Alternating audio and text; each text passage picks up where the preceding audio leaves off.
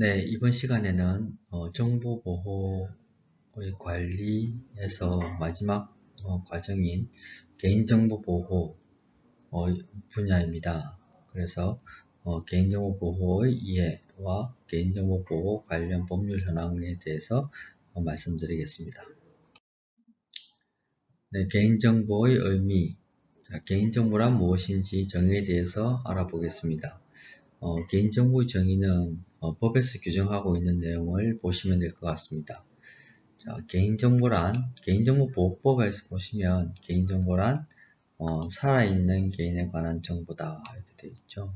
네, 그래서 나중에 다시 설명하겠지만 죽은 사람은 개인정보가 아니다 이런 것을 알 수 있고요. 또 개인을 알아볼 수 있는 정보, 알아볼 수 없더라도 다른 정보와 결합해서 알 수 있는 정보, 이런 것들 통틀어서 어쨌든 알아볼 수 있는 정보다 이렇게 이야기하고 있습니다. 자, 정보통신망법에서도 규정하고 있는 내용이 있는데요. 생존하는 개인에 관한 정보, 이건 아까 살아있는 하고 같은 의미겠죠. 정보로서 성명, 주민번호 등에 의하여 특정한 개인을 알아볼 수 있는 보호 문자, 음성, 외향 및 영상 등의 정보. 정보통신망법은 정보통신 서비스 제공자를 대상으로 한 법률이기 때문에 이렇게 조금 개인정보법과는 달리 보호 문자, 음성 이러한 구체적인 어떤 형태라고 하죠. 이런 것들이 명시되어 있습니다. 이 밑에 부분은 개인정보법과 마찬가지로 현재 개인정보를 특정 개인을 알아볼 수 없다 하더라도 다른 정보와 쉽게 결합하면 알 수 있는 정보, 또 어쨌든 알 수 있는 정보를 강조를 하고 있습니다. 네, 법률적 용어에 대해서 좀 더 자세히 알아보도록 하겠습니다. 자, 먼저 생존하는 개인에 관한 정보. 아까 개인정보보호법에는 살아있는 이렇게 되어 있고 정보통신망법에는 생존하는 개인에 관한 정보라고 되어 있습니다. 그래서 이 뜻은 살아있다 반대로 그러면 사망하였다, 즉 죽었다는 뜻이죠. 죽은 자의 정보는 개인정보로 보지 않는다 하는 것을 알 수 있고요.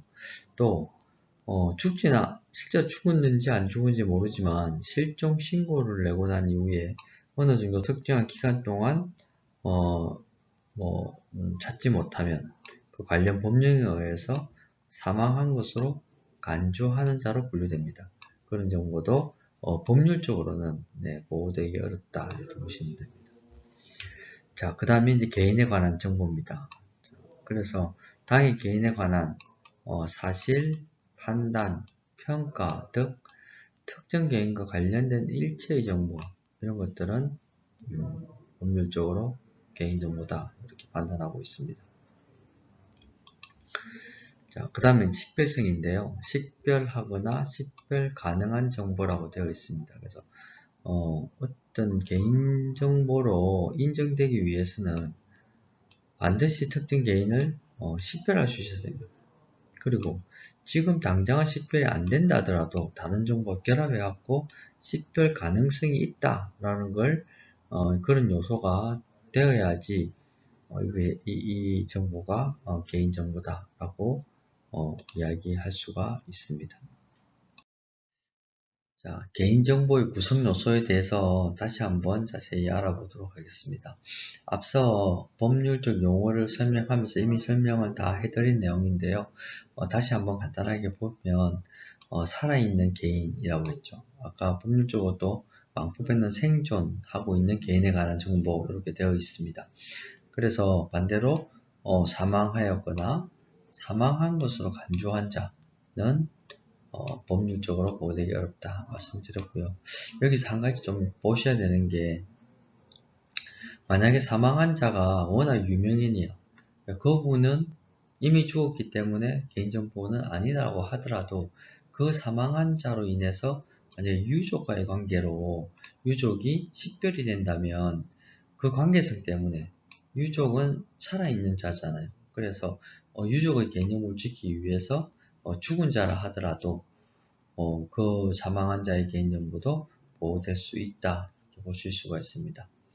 자, 그래서 또 살아있는 개인이라고 했죠. 예, 개인은 즉 사람을 뜻해요. 그래서 우리 법률적으로 사람인 것처럼 지금 간주되는 법인 있잖아요. 회사. 예, 이 법인 단체는 살아있는 개인이 아니기 때문에 살아있는 사람이 아니기 때문에 개인정보에 해당되지 않는다 이렇게 말씀드릴 수 있습니다. 또 특정 개인과의 관련성입니다. 네, 특정 개인을 식별한 정보는 다 개인정보라고 했잖아요. 그런 것처럼 그 개인의 어떤 식별성을 떠나서 사실, 판단, 평가 등 그 개인과 관련되어 있는 모든 정보는 또 개인정보로 보고 있습니다. 자, 다음은 식별 가능성입니다. 바로 뭐 주민등록번호나 지문이나 뭐 이런 것처럼 목소리나 필체나 이런 것처럼 바로 누군가를 식별하시면 그거는 당연히 개인정보죠. 그러나 식별 가능성이라는 것은 지금 그 하나의 정보로는 식별이 어려운 거예요. 가능하면 이름 같은 거는 우리가 현재 개인정보로 보여주고 있지는 않습니다. 뭐 특이한 이름 같은 경우에는 개인정보가 될 수도 있겠죠. 그러나 예를 들어 가지고 홍길동이라고 합시다. 홍길동이 개인정보일까요?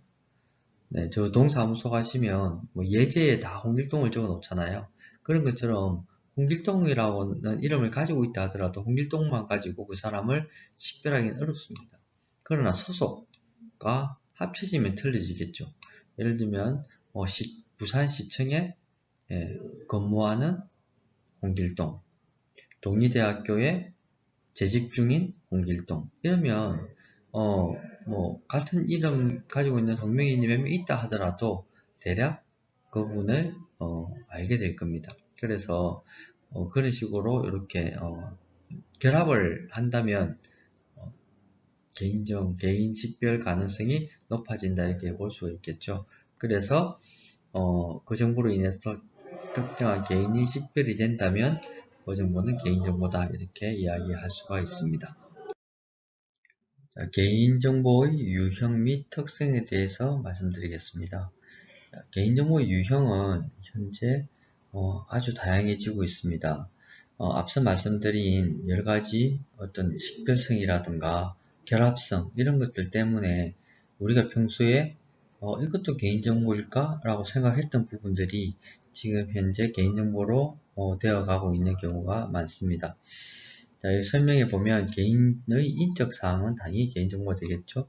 그러나 어떤 사회 경제적 지위라든가 교육 현황이라든가 건강 상태, 뭐 의료 정보, 재산, 내면의 비밀 이런 것들이 전부 다 개인정보입니다.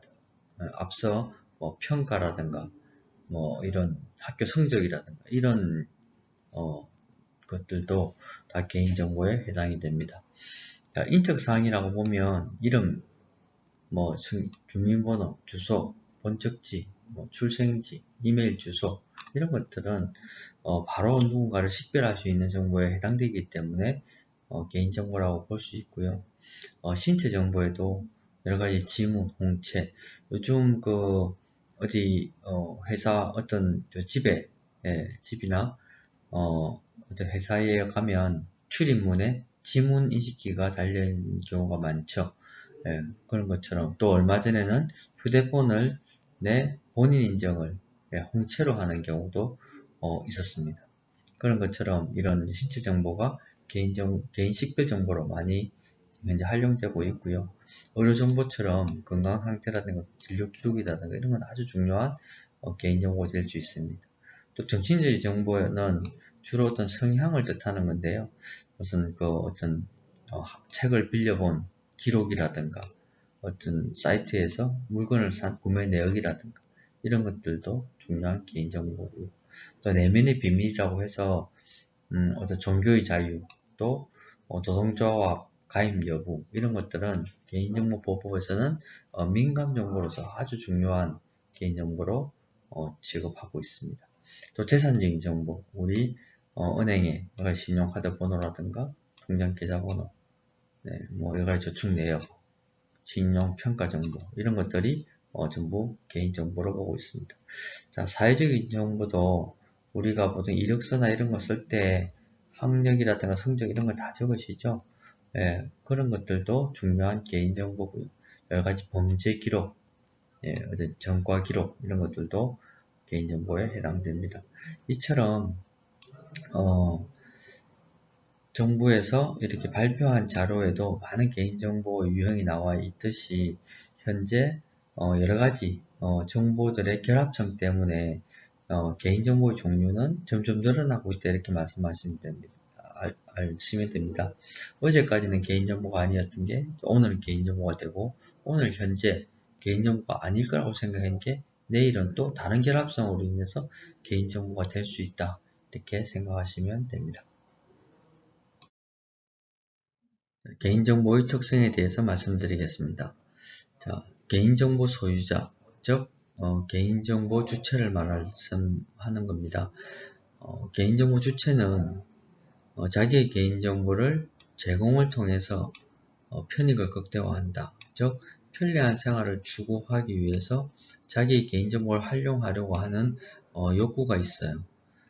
그런데 그 욕구가 너무 과하게 되어 가지고 그 개인정보를 너무 많은 곳에 이렇게 제공하다 보면 그 개인정보의 침해 원인이 될 수 있습니다. 자, 기업 측면을 보면요. 기업은 꼭 소비자와의 관계를 구축함에 있어서 지속적이며 발전적인 방향의 고객 관계를 설정하는 한편 고객의 다양한 욕구에 부응하기 위한 노력을 지속적으로 경주하겠죠. 예, 기업이란 특성 자체가 이윤을 추구하는 거잖아요. 그래서 이윤 추구를 극대화하기 위해서 그 개인정보를 다양하게 활용하게 됩니다. 즉 CRM 또 고객 맞춤형 서비스 등 기업의 핵심 서비스 극대화를 위해서 그 개인정보는 그 기업 활동의 자원이 되고 있죠. 그래서 요즘에는 그 기업의 자원으로 개인정보가 많이 활용됩니다. 개인정보의 활용만 가지고 기업이 운영되고 있는 경우도 많습니다. 흔히 우리가 이제 플랫폼 회사라고 하는 것들이 개인정보와 그 개인이 필요한 니즈와 어떤 사회적인 서비스를 연결시켜주는 그런 회사죠. 그런 회사가 현재 주식도 많이 오르고 많이 성장하고 있습니다. 그런데 그런 기업이 자기 회사의 어떤 이익을 극대화하기 위해서 국민들의 개인정보를 소비자의 개인정보를 너무 많이 수집한다든가 과도하게 운영을 하다 보면 자기가 보호 관리 능력을 벗어나는 그런 상황까지 가게 됩니다. 그렇게 되면 대규모 유출로 이어지게 되고 그걸로 인해서 기업이 이제 파산을 한다든가 여러 가지 문제가 발생을 하게 됩니다. 네, 개인정보와 프라이버시에 대해서 말씀드리겠습니다. 우리가 흔히 사생활 보호를 프라이버시라고 하는데요. 이 개인정보도 일종의 사생활에 포함되는 거죠. 그래서 프라이버시가 조금 더 큰 영역의 사생활 보호라고 하면 개인정보는 조금 더 구체적인 보호해야 되는 하나의 그 정보로 구분할 수가 있습니다. 교재에 나와 있는 내용을 한번 보시면요. 첫째, 프라이버시는 자기 자신의 권속한 권리로서 누구의 간섭도 받지 않고 독립적으로 권리를 행사한다 이렇게 되어 있어요. 그래서 프라이버시는 지극히 자기 개인 자신에 관한 모두한 사생활 이런 것들이 자기가 독립적으로 권리를 행사할 수 있는 겁니다. 그러나 개인정보는 아까 앞전에 이야기했듯이 개인정보를 제공함으로 편리함을 얻는다고 했잖아요. 그런 것처럼 개인정보는 개인정보를 실질적으로 수집 관리하는 사람이나 단체가 그 권리도 인정합니다. 내가 개인정보를 A라는 쇼핑몰에 가입을 하면서 줬어요. 그럼 A라는 쇼핑몰은 그 개인정보를 가지고 실제로 나의 권리를 대신 행사를 해주는 겁니다. 예, 그런 권한을 위임을 한 거라고 볼 수가 있는 거죠. 예, 그런 것들이 개인정보의 특성이다 이렇게 보실 수가 있고요. 프라이버시는 인격권 그 자체다 이렇게 얘기합니다. 그래서 그러나 개인정보는 인격권의 침해가 없더라도 보호해야 될 경우가 있습니다. 예를 들면 저런 그 은행 같은데 계좌번호라든가 신용카드 번호 이런 것들에는 사실 인격권이라는 게 없죠. 그러나 그걸 가지고 그걸 통해서 개인정보가 식별되고 내가 피해를 입을 수 있기 때문에 직접적인 인격권의 침해가 없다 하더라도 신용카드라든가 신용카드 번호라든가 뭐 계좌번호는 보호해야 합니다. 실제로 정보통신망법에서는 계좌번호와 신용카드 번호를 개인정보로 포함하고 있습니다. 프라이버시의 분류에 대해서 말씀드리겠습니다. 프라이버시는 크게 네 가지로 분류를 할 수가 있는데요. 첫 번째가 정보 프라이버시입니다. 이 정보 프라이버시는 개인정보의 수집, 관리를 관장하는 규칙을 수립하는 것과 관련이 있는 프라이버시입니다. 그래서 신용정보라든가 의료정보, 정보의 기록 등이 여기에 해당이 되고요. 신체, 프라이버시는 개인의 신체 또는 물리적인 존재와 관련되어 있습니다. 유전자 검사라든가 마약 검사라든가 뭐 이런 것들이 여기에 포함되고요. 지역 프라이버시가 있습니다. 이거는 어떤 공간적인 개념인데요. 개인의 환경에 침입하는 것에 대한 제한에 초점을 두고 있습니다. 자기 집에 누가 침입하는 것, 주거 불가침 이런 것들이 여기에 해당되는 겁니다. CCTV 감시, 공간, 영역 감시 이런 것들도 지역 프라이버시에 해당된다고 볼 수 있습니다. 자, 다음은 통신 프라이버시입니다. 우리가 휴대전화나 뭐 이메일이나 이런 방식의 어떤 통신 관련된 보호 이런 것들이 통신 프라이버시라고 볼 수 있습니다. 자, 개인정보는 프라이버시 개념에서 파생된 것으로 보고 있고요. 근본적인 의미로는 이용자의 개인정보에 대한 자기결정권을 보호하는 것이다. 자, 개인정보 자기결정권 상당히 중요한 개념인데요.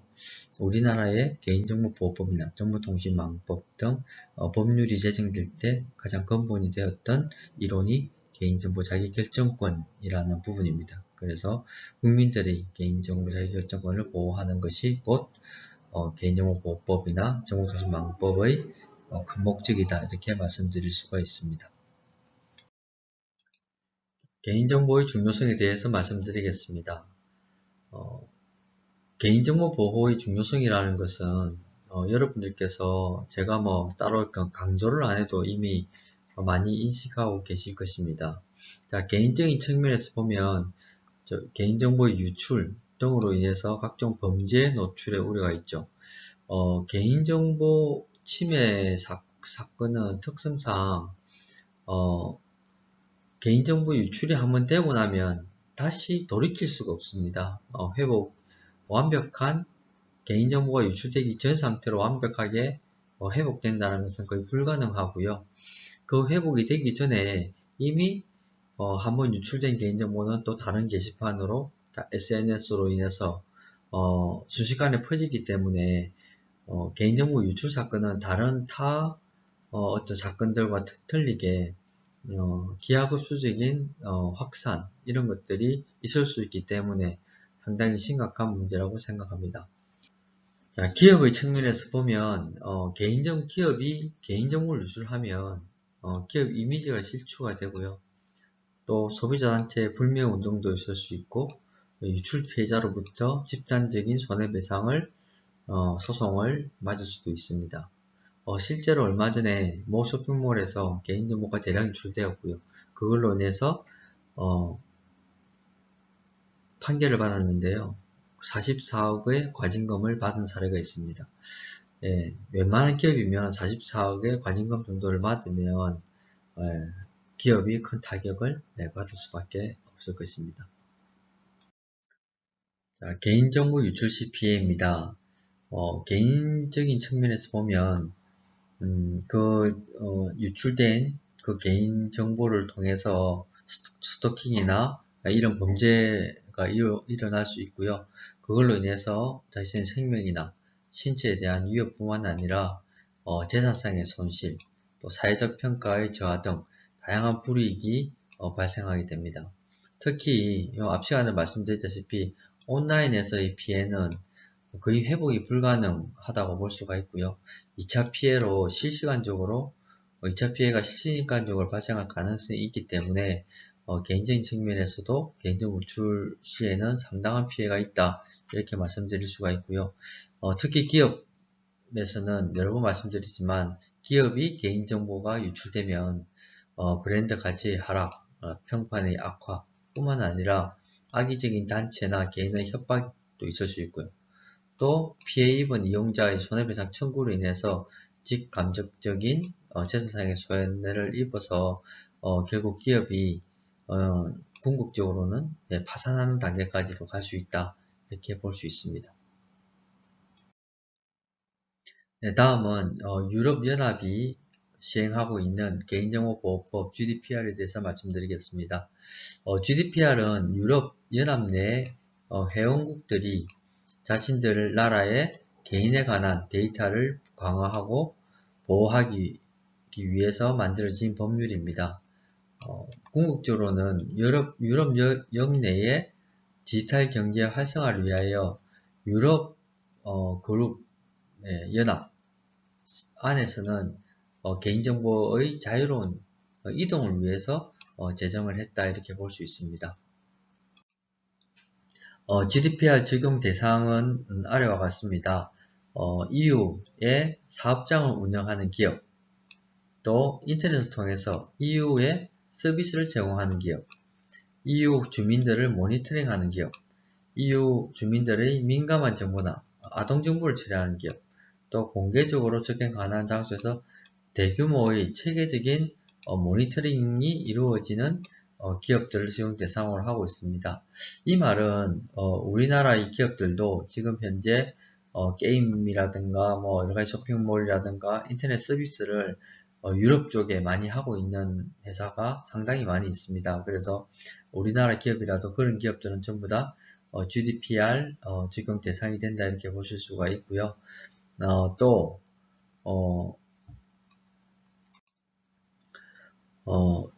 인터넷을 통해서 실제로 EU에 뭐 지사나 공장을 설립하지 않았다 하더라도 인터넷을 통해서 EU에 서비스를 제공하고 있으면 그런 기업들도 전부 다 GDPR 대상이 됩니다. 그래서 지금 현재 우리나라의 많은 IT 기업들이 또 제조기업들이 GDPR에 적용 대상이 되어 있고요. 이것을 지키기 위해서 많은 노력들을 하고 있습니다. 자, 다음은 개인정보 보호 원칙입니다. 개인정보 보호 원칙은 우리나라의 개인정보보호법상의 8원칙이 있고요. 또 국제적인 국제기구의 원칙들도 있습니다. 또 아까 앞전에 말씀드린 GDPR의 유럽의 GDPR의 개인정보 보호 원칙도 있죠. 우리나라 법은 현재 유럽의 법을 많이 인용해서 구성하고 있습니다. 그래서 우리나라의 개인정보 보호 원칙을 좀 이해를 하시면 국제적인 원칙이라든가 유럽의 원칙도 우리와 함께 이해할 수 있을 거라고 생각합니다. 첫 번째로 처리 목적 명확화, 수집 제한의 원칙, 이렇게 되어 있죠. 그래서 개인정보 보호법에서도 개인정보를 수집하고 이용할 때는 그 목적에 맞도록, 그 목적이 법적인 근거가 있든지 아니면 그 목적에 대해서 정보 주체로부터 동의를 받았든지 해서 그 목적을 명확하게 하도록 되어 있고요. 수집 제한의 원칙입니다. 아무리 목적에 맞게끔 수집을 한다 하더라도 그 목적에 맞는 개인정보를 최소화로 수집해야 한다라고 하는 수집 제한의 원칙이 있습니다. 그리고 주민등록번호라든가 민감정보 이런 것들을 함부로 수집하지 못하도록 하는 제한 같은 것도 여기에 해당된다고 볼 수 있습니다. 자, 그 다음에 처리 목적 적합 처리, 목적 외 활용 금지 원칙 있습니다. 처리 목적이 명확하게 이렇게 설정이 되고 나면요, 개인정보를 결국은 수집도 해야 되고, 이용도 해야 되고, 제공도 해야 되고, 여러 가지 처리를 해야 합니다. 그때 적법하게 처리해라는 것이고요. 만약에 목적 외로 활용할 수 있는 경우도 있을 수 있습니다. 예를 들면, 학교에서 개인정보를 학생들 교육하기 위해 수집했는데, 경찰에서 와가지고 수사 목적으로 학생들의 개인정보를 일부러 달라고 했을 때 과연 줘야 되나 말아야 되나 정말 고민스러운 부분들이 있죠. 이런 것들이 만약에 교육 목적으로 수집한 개인정보를 경찰에 준다는 것은 목적 외 활용 금지에 해당이 되겠죠. 그러나 수사 목적으로 쓴다라고 하고 그 관련 타 법률에 근거가 있다면 또 목적 외로도 활용 가능할 수 있는 것입니다. 그래서 목적 외로 활용이 되는 부분인지 금지되어 있는 부분인지를 명확하게 해야 한다라고 하는 게 그 이 원칙에 해당되는 거고요. 정보 내용 정확성의 원칙. 지금 우리가 가지고 있는 개인정보가 과연 정확한 개인정보인지. 물론 부정확한 개인정보라 하더라도 보호를 해야 되는 건 맞습니다. 하지만 항상 최신의 개인정보가 맞는지를 확인할 수 있는 그런 시스템이 되어야 된다는 것입니다. 여러분들이 포털 사이트나 쇼핑몰에 가입을 하면 항상 그 내 정보 쪽에 마이 페이지 이런 쪽에 들어가면 내 정보를 수정할 수 있는 페이지가 있을 거예요. 그게 바로 이 원칙에 해당하는 것이고요. 언제든지 수정할 내용이 있으면 본인이 직접 수정할 수 있도록 그렇게 창구를 마련하는 것입니다. 자, 다음은 안전성 확보의 원칙입니다. 네, 개인정보를 수집하고 이용하고 또 어떤 법률의 근거나 우리가 보존을 해야 되는 기간이 있을 거예요. 네, 그리고 그 기간이 끝나면 잘 파기해야 되겠죠. 이 모든 일련의 작업들을 함에 있어 가지고 안전성을 확보해야 된다. 예, 여기서 이 내용은 주로 기술적인 내용을 이야기를 하고 있어요.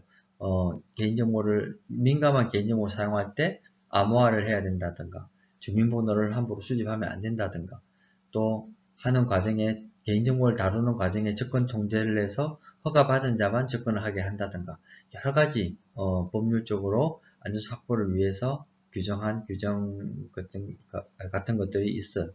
그래서 개인정보를 다루려고 하면 기본적으로 안전성을 확보해야 된다라고 하는 원칙을 반드시 지켜야 하고요.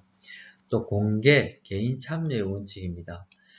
개인정보 처리자가 개인정보를 어떻게 사용하는지, 어떤 방법으로 수집하고, 어떻게 보관하고, 누굴 주고, 또 언제쯤 이것을 파기할 것인가에 대한 모든 일련의 과정들, 이런 것들을 공개하도록 되어 있죠. 개인정보보호법에서는 이 공개라는 부분이 대표적인 게 개인정보 처리 방침의 공개입니다. 그래서 이것뿐만 아니고 여러 가지 공개가 있어요. 개인정보 위수탁 할 시에는 공개를 해야 된다. 뭐 이런 거라든가. 네, 그래서 개인정보를 처리하는 모든 일련의 과정들은 공개를 하고 개인이 직접 참여해서 자기 권리를 행사할 수 있도록 해야 한다라고 하는 게 이 원칙에 해당되는 거고요. 사생활 침해 최소화의 원칙입니다. 개인정보를 처리함에 있어 가지고 그 정보 주체의 사생활이 침해된다면 그 개인정보의 처리는 적법하지 못한 처리가 되는 것입니다. 그래서 개인정보를 처리함에 있어서 정보 주체의 사생활이 침해되는지 안 되는지를 명확하게 우리가 항상 체크해야 된다라고 하는 것이고요. 익명 처리의 원칙은 굳이 개인정보를 처리하는데 식별성을 반드시 가지고 해야 되는 건지, 만약에 어떠한 우리가 통계를 처리한다든가 어떤 다른 과학적인 목적으로 처리할 때 굳이 식별성이 없애가지고도 우리가 어떤 처리의 목적을 달성할 수만 있다면 가능하면 익명으로 처리하면서 개인정보를 처리해라 라고 하는 게 원칙입니다. 익명 처리의 원칙입니다. 자, 그 다음에 최고의 원칙. 개인정보 처리자는 개인정보를 처리함에 있어서 적법한 개인정보보호법이라든가 정보통신망법이라든가 이런 관련 법률을 지키면서 안전사 확보 조치도 하고 또 어떤 개인정보를 처리하는 내용을 공개도 하고 또 수집 제한도 하고 목적 외로 사용도 하면 안 되고 하는 이러한 모든 것에 대한 책임을 개인정보 처리자는 져야 한다라고 하는 대원칙이 책임의 원칙이라고 볼 수 있습니다. 네, 이상 이 8가지가 우리나라 개인정보보호법의 8원칙이라고 말씀드릴 수 있습니다. 자, 다음은 국제기구인 OECD 프라이버시 8원칙입니다. 자, 여기 8원칙과 우리가 앞전에 배운 우리나라의 8원칙과 한번 비교를 해보시죠. 거의 비슷하죠. 목적 명확화, 수입 제한, 정확성, 안전사 확보 조치, 공개 원칙, 책임 원칙 거의 다 똑같다고 보시면 됩니다. 그래서 우리나라의 개인정보보호법을 제정 시에 여러가지 국제적인 원칙과 여러가지 단체 또 나라의 원칙을 참고했다라고 하는 게 알 수 있습니다.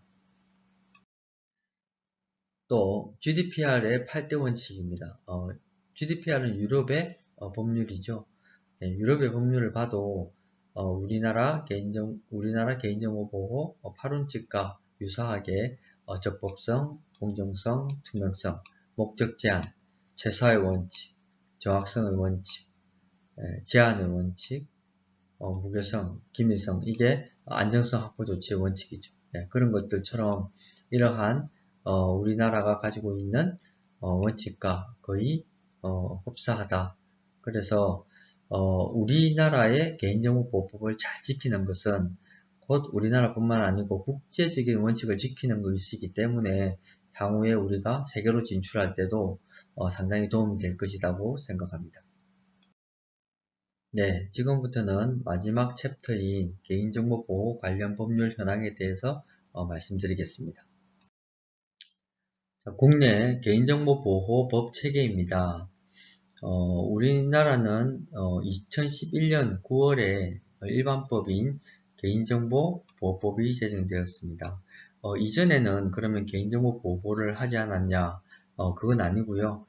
이전에는 공공기관이 개인정보를 처리함에 있어서 규율을 해야 하는 공공기관의 개인정보보호법이 있었고요.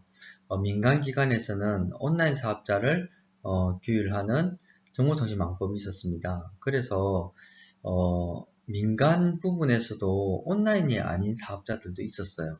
예를 들면은 뭐 여러가지 협회라든가 또 뭐 복지 관련 분야라든가 비영리 단체라든가 또 온라인 사업자가 아닌 오프라인 사업자 중에서도 상당량의 개인정보를 처리하는 민간 기업들도 상당히 많이 있었죠. 이런 부분들에서는 관련 법률이 없었습니다. 그래서 온라인 사업자들을 규율하는 정보통신망법을 준용해서 적용을 했었는데요. 그렇다 보니까 법률과 실제 기관의 어떤 특성들이 좀 맞지 않아서 사각지대가 다소 있었다 이렇게 말씀드릴 수 있는데요. 이 일반법이라는 것은 이런 그 어떤 단체의 특성과 관계없이 우리 현재의 민법과 형법 이런 거와 같이 우리나라의 모든 단체, 법인, 개인들까지 적용이 가능한 개인정보보호법이 마침내 2011년 9월에 제정되었다 이렇게 볼 수 있습니다. 분야별로 특별히 규율이 필요한 부분이 있어요. 개인정보보호법은 전체 업종에 관계없이 적용이 가능하지만 실제로는 우리 온라인 사업자라든가 또 은행 같은 이런 신용정보를 하는 곳, 또 그 병원이나 이런 데 좀 의료법, 또 교육하는 곳에는 또 교육법 관련해서 개인정보보호법보다 앞서서 이 개별법으로서 적용하는 법률들이 있습니다. 그런 것들이 여기에 대표적으로 정보통신망법이라든가 금융보호, 신용정보보호법이라든가 금융실명제, 실명거래 및 비밀보장에 관한 법률 이런 것들이 대표적인 개별법이라고 할 수 있습니다. 자, 개인정보보호 관련 법률에서 가장 중요한 내용 중에 하나가 정보 주체의 권리 보장인 거죠. 그동안 많은 사건들을 통해서 우리 국민들이 개인정보가 많이 유출됐습니다. 하지만 교수님 주위에도 개인정보가 유출됐는데 그 권리를 주장을 하고 구제받은 사례가 그리 많지는 않은 것 같아요. 네, 그래서 개인정보보호법에서는 정보 주체가 자기의 개인정보를 처리와 관련해서는 권리를 주장할 수 있도록 명시적으로 나타내었다. 자, 개인정보보호를 한번 살펴보겠습니다. 제4조에 보면 정보 주체의 권리라는 조항이 있고요. 정보 주체는 자기 개인정보 처리에 대해서 다음의 권리를 가진다. 어떤 권리가 있느냐? 자, 정보를 처리에 대해서 정보를 제공받을 권리, 내 정보가 어떻게 처리되는지에 대해서 그 정보를 제공받을 권리가 있고요. 또 처리에 대해서 동의를 하거나 또 동의의 범위라든가 이런 것들을 선택하고 결정한 권리가 있습니다. 그래서 지금 현재 개인정보를 수집하기 위해서는 개인정보를 수집하는 목적, 그리고 수집하는 항목, 그 다음에 이용하고 난 이후에 내가 보관하고 있는 기간, 그 다음에 내가 이 동의에 대해서 거부할 수 있다는 거부 권리 및 거부를 했을 때 입을 수 있는 여러 가지 불이익 이런 것들을 개인정보 처리자는 정보 주체한테 알려주고 동의를 받도록 그렇게 하고 있습니다. 또 개인정보 처리 여부를 확인할 수 있게 해줘야 되고요. 또 그 개인정보에 대해서 열람을 할 수 있게 해야 할 수 있도록 해야 합니다. 그래서 여러분들이 병원 가서 치료받고 나면 여러분들이 그 병원에 치료받은 기록에 대해서 사본을 다 받을 수가 있죠. 네, 그 CD로 이제 CT를 찍었다 이러면 CD로 받을 수도 있고요. 네, 진료 행거에 대한 진료 기록을 전부 사본을 발급받을 수 있습니다. 또한 개인정보의 처리 정지, 또 정정 삭제 및 파기를 요구할 권리도 있습니다. 내 개인정보를 아예 쓰지 마라, 또 지워라, 네, 이런 것들을 주장을 할 수 있다는 겁니다. 그리고 개인정보의 처리로 인하여 생겨날 수 있는 피해를 신속하고 공정한 절차에 따라서 구제받을 권리가 법률에 제정되어 있다. 그래서 여러분들도 개인정보가 혹시나 유출되거나 여러분들이 개인정보를 가지고 함부로 처리하는 사업자가 있으면 이러한 권리를 충분히 활용해서 여러분 권리를 주장할 수 있도록 하는 게 중요할 것 같습니다. 자, 앞전에 말씀드린 개인정보의 열람, 정정, 삭제, 처리, 정지 요구권에 대해서 조금 자세히 말씀드리면요. 정보 주체는 개인정보 처리자한테 자기 개인정보에 대한 열람을 반드시 요구할 수 있습니다. 그 요구를 받은 개인정보 처리자는 10일 안에 그 열람을 요구를 들어줘야 하고요. 만약에 법적으로 열람이 제한되거나 거절될 수 있을 수도 있어요. 네, 그런 경우에는 10일 안에 그 사유를 통지하도록 되어 있습니다. 네. 자, 여기 밑에 나와 있는 이 법률적인 내용은요, 열람이 거절되거나 제한되는 경우를 명시해 놨는데요. 개인정보보호법 35조에 나와 있습니다. 자, 법률에 따라서 열람이 금지되는 경우도 있을 수 있습니다. 그런 경우에는 내가 주장을 해도 볼 수가 없고요. 또 내가 그 개인정보를 봤을 경우에 다른 사람의 생명 신체에 를 침해할 우려가 있는 경우에는 내가 나의 그 권리라 하더라도 주장할 수가 없고요. 또 공공기관일 경우에는 제한을 할 수 있는 항목들이 있어요. 이런 조세나 조세징수 환급이라든가 또 이런 초중등 교육법, 고등교육법에 따라서 제한을 할 수 있는 부분들도 있습니다. 또 성적 평가라든가 입학자 선발에 관한 업무들도 여러분들이 주장한다고 여러분 자격증을 시험했는데 그 자격에 대한 성적을 알려주지 않는 것도 되게 많아요. 네, 그런 것들도 법률적으로 알려주지 않아도 되게끔 이렇게 되어 있습니다.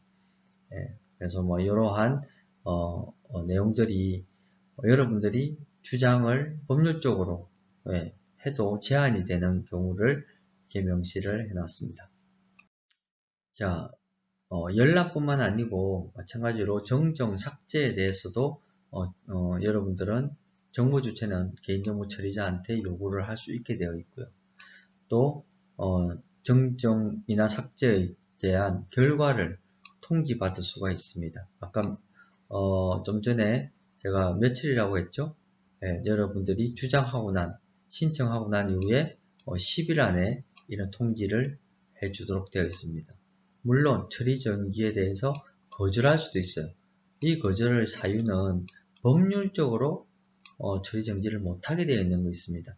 예를 들면 공공기관에서 어떤 국민들의 개인정보를 활용해서 행정 서비스를 제공하고 있는데 나의 정보에 대해서는 하지 마라. 그런데 일반적인 서비스에 대해서는 우리가 요구를 할 수 있지만 어떤 법률적으로 의무를 국가가 처리하고 있을 때는 우리가 거절할 수 없는 명분이 있습니다. 그게 바로 밑에 법률에 나와 있는 법률에 특별한 규정이 있거나 법률상 의무를 다하기 위해 불가피한 경우에는 처리 정지를 거절당할 수 있다. 또 내가 그 처리 정지를 요청했을 때 다른 사람한테 피해가 간다면 또 못합니다. 그리고 공공기관이 내 처리 정지 요청으로 인해서 자기 업무를 못할 경우 그것도 할 수가 없는 거죠. 그런 것들 때문에 우리가 권리를 요구하는 거와 또 그 권리의 요구가 법률에 위반된다면 또 거절당할 수도 있다. 이렇게 볼 수 있습니다. 자, 정보 주체가 개인정보보호법에 권리를 행사를 할 수 있는데요. 자기가 직접 행사할 수도 있고요. 또 자기가 몸이 불편하다든가 특별한 사유가 있어가지고 위임권을 가진 대리인이 권리를 대신 행사할 수도 있습니다. 특히 14세 미만의 아동, 14세 미만의 아동일 경우에는 법정 대리인이 그 열람이나 처리 정주나 이런 것을 권리를 행사할 수 있다. 이렇게 볼 수가 있고요. 자, 손해배상에 대한 책임입니다. 개인정보 처리자는 그 개인정보를 처리하면서 정보 주체한테 입힌 그 손해에 대해서 배상을 할 의무가 있어요. 그래서 정보 주체는 손해배상 청구권을 가지고 있고요. 그 입증 책임이 또 손해배상 청구하시는 분들한테도 있습니다. 그래서 내가 이 피해로 인해서 얼마의 손해를 봤다 라고 하는 걸 여러분들이 입증을 해야 하면 그쪽에서 그렇지 않다라고 하는 어떤 대응을 하시겠죠. 그런 부분에 있어 가지고 조율을 해서 어느 정도가 우리가 인정이 되면 그에 대한 손해배상액을 받을 수 있습니다. 밑에 이 법률적인 내용을 보시면요. 손해배상 책임이 있어가지고 어떤 부분들을 고려해서 손해배상액을 산정을 하거나 또 벌금을 잘못을 해서 벌금이나 과징금을 부여할 때 어느 정도 수준으로 하는가에 대한 어떤 범위를 결정할 때 이런 것들을 참고한다 이겁니다. 이번 피해 규모라든가 또 개인정보가 취득한 경제적인 이득, 내 개인정보를 정부 주체의 개인정보를 활용해가지고 이 사람이 10억을 벌었다, 20억을 벌었다. 그 금액에 따라서 또 손해배상액이 틀려질 수도 있겠죠. 또 위반 횟수라든가 또 개인정보 처리의 재산 상태라든가 또 해소하기 위한 그 이후의 노력 또 피해 구제를 위해 노력한 정도 이런 것들을 판단해서 판사가 어떤 손해배상액이라든가 또 벌금에 관한 처벌 수위를 정하게 됩니다. 자, 개인정보보호법 제25조에는 영상정보 처리기기의 제한에 대해서 이야기하고 있습니다. 개인정보보호법에서는 누구나 공개된 공간에서 영상정보 처리기기를 운영할 수 하는 것이 금지되어 있다고 명시하고 있습니다. 그래서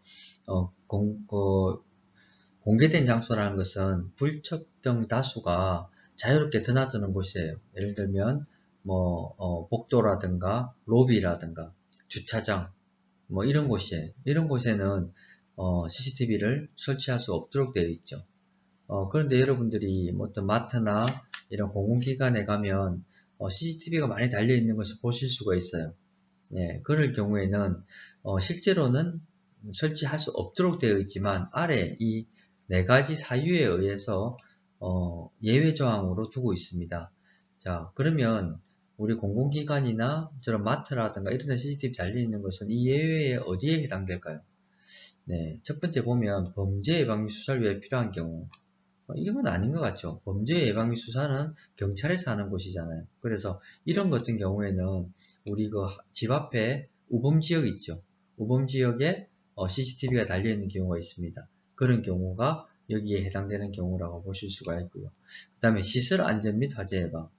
대부분이 여러분들이 지금 마트라든가 공공기관에 달려있는 CCTV의 목적은 여기에 해당이 됩니다. 그래서 시설 안전 및 화재 예방을 위해서 달아놨다 이렇게 보시면 됩니다. 그리고 우리 고속도로나 이런데 그 운전을 하고 가다 보면 CCTV가 달려가 있죠. 그런 것들은 교통 단속을 위해서 달아놓은 것이고요. 또 교통정보의 수집 및 분석 제공을 위해서도 달아놓은 CCTV를 볼 수 있습니다. 예, 그런 것들은 예외 조항으로 CCTV를 설치할 수 있는 경우에 해당이 됩니다. 교통 단속이나 교통정보 수집 및 분석 제공에 관한 CCTV들은요, 저기 교통부 그 홈페이지에 들어가면 이게 어디에 단속용 CCTV가 설치되어 있다라고 하는 사실이 공개되어 있습니다. 참고하시기 바랍니다. 또한 설치 및 운영이 금지되어 있는 경우가 있어요. 요 위에 사항에도 불구하고 설치를 절대로 하면 안 되는 곳이 있습니다. 여기가 목욕실, 뭐 탈의실, 화장실 이런 곳이고요. 이런 곳임에도 불구하고 또 설치할 수 있는 곳이 있어요. 그게 바로 이런 구금, 보호, 뭐 정신병원 뭐 이런 데 있잖아요. 이런 데서는 자해를 할 수 있기 때문에 목욕실이나 화장실에서도 CCTV를 설치할 수 있게끔 되어 있습니다. 네. 자, 공개된 공간에 CCTV를 설치할 수 있는 근거. 예. 원래는 금지라고 했죠. 예, 금지임에도 불구하고 설치할 수 있는 이 네 가지 근거가 상당히 중요한 내용입니다. 그리고 또 설치할 수 있는 근거가 있음에도 불구하고 절대로 설치하면 안 되는 곳이 있어요. 이 세 가지 또 중요한 내용이고요. 이 세 가지에 설치할 수 없는데도 불구하고 또 이 세 가지도 설치할 수 있는 곳이 있어요. 네, 법령에 근거한 구금이나 보호시설은 설치할 수 있다. 이 내용을 좀 숙지하시면 좋을 것 같습니다. 자, 영상정보 처리기기는 공개된 장소에 설치를 할 수가 없죠. 그런데 아까 앞전 시간에 설치를 할 수 있는 근거가 예외사항으로 있다고 말씀드렸죠. 그래서 시설 안전 및 화재 예방을 위해서는 설치를 할 수 있다. 또 여러가지 또 외에도 한 3가지 정도가 더 있었습니다. 그렇게 설치할 경우에는 반드시 안내판을 설치를 해야 합니다. 그래서 이 안내판은 정보주체가 알아보기 쉬운 장소에 설치해야 해요. 예를 들어 가지고 우리가 마트를 가려고 하는데 마트 안에 CCTV가 많이 있다는 거죠. 그래서 우리가 장을 보기 위해서 마트 문을 여는 순간에 문 앞에 이런 안내판에 CCTV가 설치되어 있다라고 하는 사실이 눈에 보인다고 한다면 만약에 내가 이 CCTV에 촬영되기 싫어요. 그러면 그 마트를 이용 안 하고 다른 시장을 이용한다든가 다른 방법을 선택할 수 있겠죠. 그러니까 이 안내판이라는 것은 정부 주체가 그 CCTV의 노출을 원하지 않는 사람은 거부할 수 있는 권리를 주기 위함입니다. 그래서 정보 주체가 알아보기 쉬운 장소에 설치를 해야 하고요. 만약에 특정 지역에 특정 부분만 CCTV가 있는 게 아니고 해당 건물 전체가 다 CCTV가 만약에 설치되어 있다면 전 영역이 설치 지역임을 알리는 경우에는 전체가 다 CCTV가 있다라고 하는 사실을 안내판에 명시를 해서 부착을 해야 합니다. 자, 그래서 안내판에 의무 기재 내용이 있어요. 설치 목적, 장소, 촬영 범위, 시간, 책임자 정보 이런 것들을 해야 하는데요. 만약에 건물 전체가 CCTV가 설치되어 있다 하면 여기 장소에 또 촬영 범위에 건물 전체, 해당 시설 전체라고 하는 이런 내용들을 표기를 하셔야 되겠죠. 자, 안내판 설치 예외 사항이 있습니다. 군사시설입니다. 군사시설에 만약에 안내판 설치해 놓으면 간첩들이 내려오다가도 거기를 피해가지고 지나가겠죠. 그래서 국가 안전에 관련되어 있기 때문에 안내판을 설치를 예외하고 있고요. 또 국가고시센터라든가 정부 통합전산센터라든가 이런 아주 중요한 국가의 기록을 가지고 있는 회사는 당연히 CCTV가 있을 것이고요. 또 CCTV가 어디 있다라고 하는 내용을 드러나지 않게끔 하도록 법률에 명시되어 있습니다. 네, 지금 이상으로 정보보호의 기본, 정보보호 관리 및 법규에 대해서 마치겠습니다. 상당히 지루하고 별로 재미가 없는 내용이라서 여러분도 고생 많이 하셨습니다. 네, 다음 시간부터는 이제 기술적인 내용에 본격적으로 들어가기니까 그러나 정보보호의 기본이고 정보보호의 가장 기초가 관리 및 법규이기 때문에 이때까지 했던 내용도 잘 숙지하셔서 공부를 하시기 바랍니다. 네, 수고하셨습니다.